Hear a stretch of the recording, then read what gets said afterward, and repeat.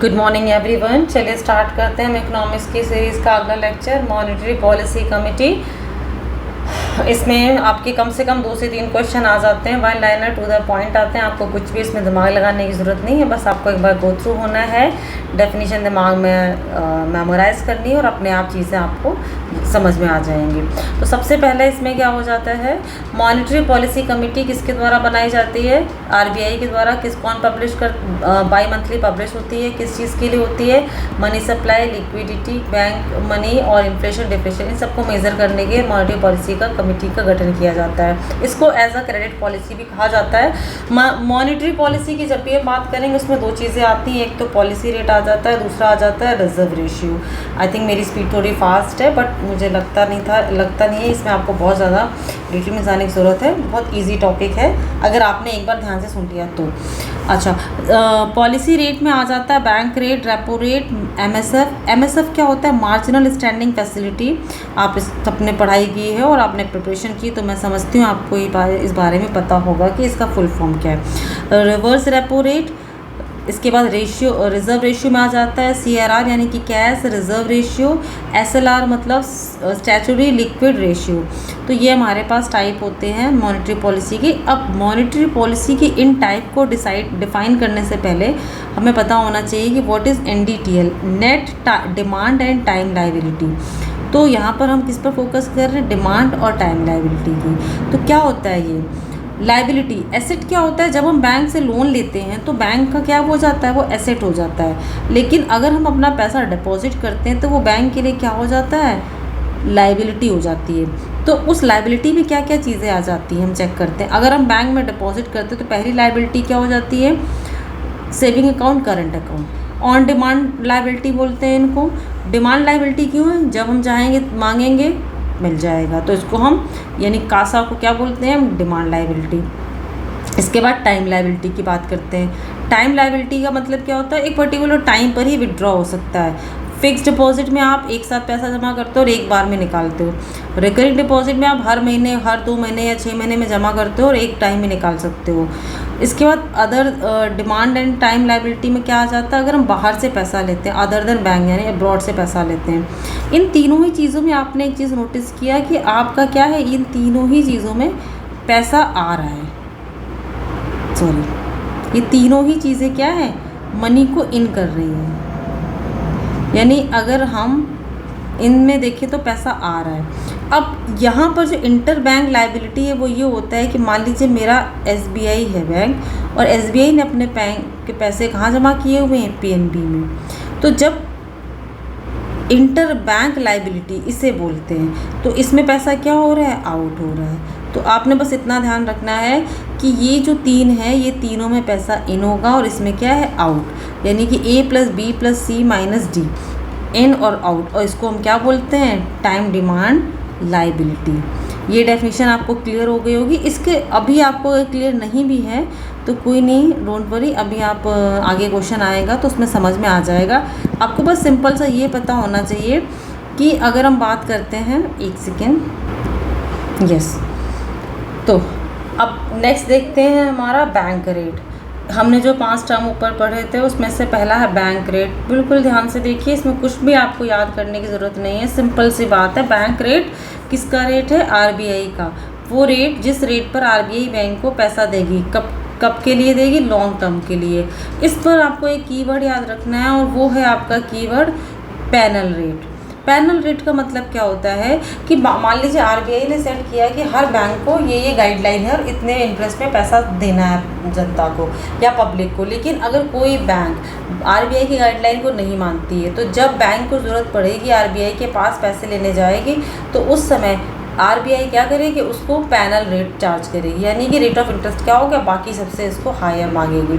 तो इसको क्या बोलते हैं? Panel rate. यानी बैंक रेट लॉन्ग टर्म के लिए होता है, इसमें किसी सिक्योरिटी की ज़रूरत नहीं होती है, रेट ऑफ इंटरेस्ट बहुत हाई होता है। बैंक रेट अगेन आरबीआई क्या करती है? लॉन्ग टर्म लोन देती है बैंक को विदाउट सिक्योरिटी और higher interest, known as bank rate. Starting के हम जो ये पढ़ेंगे बैंक रेट, रेपो रेट, इन सब में हमेशा आरबीआई ही बैंक को पैसा दे रही है, हमेशा ध्यान रखना। फॉर एग्ज़ाम्पल यहाँ पर देखते हैं रेपो रेट में क्या है, आरबीआई बैंक को पैसा दे रही है लेकिन शॉर्ट टर्म के लिए दे रही। शॉर्ट टर्म मतलब 2 दिन से 14 दिन के लिए, लेकिन यहाँ पर सिक्योरिटी जमा होगी। सिर्फ बैंक रेट में सिक्योरिटी नहीं थी, लेकिन यहाँ सिक्योरिटी जमा होगी। इसके बाद आ जाता है आपका मार्जिनल स्टैंडिंग फैसिलिटी, जिसको ये टर्म 2011 में आरबीआई के द्वारा लाया गया था। ये बहुत इंपॉर्टेंट है, जहाँ पर भी एमएसएफ दिखेगा वहाँ ओवरनाइट की बात हमेशा होगी। यानी इमरजेंसी फ़ंड, आपको अचानक से अगर आपको फ़ंड की ज़रूरत पड़ जाती है तो उस टाइम पे आप आरबीआई क्या है, आपको ओवरनाइट पैसा दे देगी। एंड इसको लेंडर ऑफ लास्ट रिजॉर्ट कहते हैं, यानी जब बैंक को कहीं से पैसा नहीं मिलता है उस केस में आरबीआई ओवरनाइट उसको क्या करेगी, पैसा दे देगी।